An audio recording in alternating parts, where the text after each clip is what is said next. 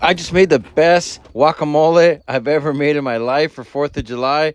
And man, was it good. And I want to show you guys how to make it. So let's get started, you guys. All right, guys. So we're going to start with 4 avocados here. And what I like to do is just dice them up and slice them using cross pattern. And it's just a lot easier to go ahead and put these avocados in that bowl. And yeah, 4 avocados will do for this recipe here. I'm telling you, it's bomb. So let's go ahead and just chop all these things up. And what I do is I just cross pattern them and I just squeeze them out with my other hand. And I can literally chop and cut these avocados in like a minute. It's so quick. Yeah, so it's 4th of July. And one of my favorite things to make is avocado. So I went to my backyard. I have lemons, limes, oranges. I'm Mexican. What can I say? I got everything in the backyard, just growing. So I'm going to go ahead and cut up 4 lemons. I only end up using 3 of them.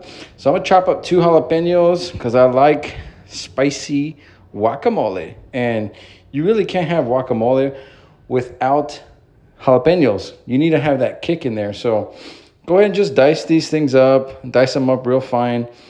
It doesn't have to be super fine, but don't leave like huge chunks because then it kind of just ruins it. So go ahead and just dump it in there.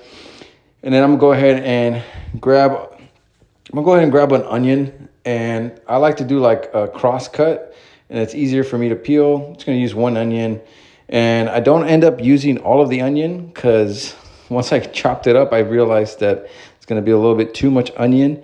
And that's pretty gross in a guacamole. When you taste a lot of onion, you just want to have that right ratio, from like onion to tomato to jalapeno to obviously the avocado. So it's got to be right. And for the onion, I strongly recommend that you chop it up as fine as you possibly can.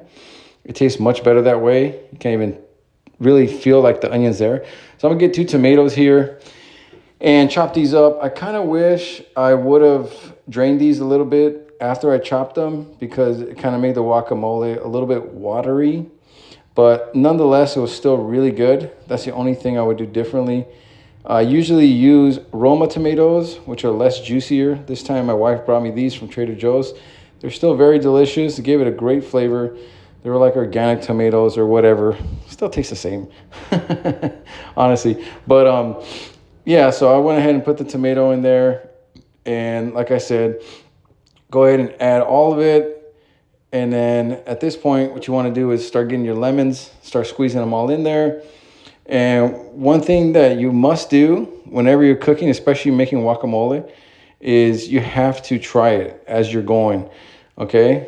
So you got to squeeze it. Sheesh. Yeah, so make sure you have like a taste tester, like your wife, your girlfriend, your son, your daughter, whoever, your mom, your dad. Just have somebody taste it along with yourself and see if it needs more lemon, if it needs more salt.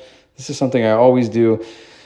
So I'm going to go ahead and bring out that salt, like I said, and we're going to go ahead and just add some salt, taste it. If it needs more, add some more, and just start mixing this bad boy,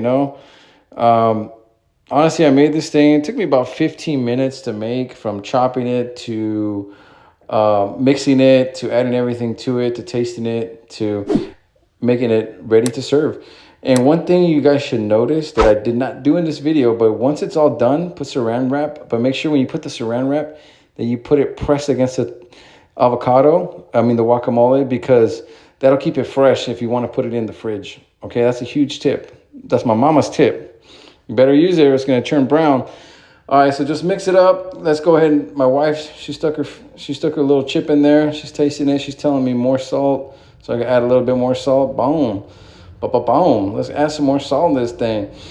All right, so it's almost ready to go. Just keep mixing it. And honestly, the video doesn't even do the justice of how delicious this thing was. We tore it up. There was nothing left at the end. So here it is, all completed. That's so good.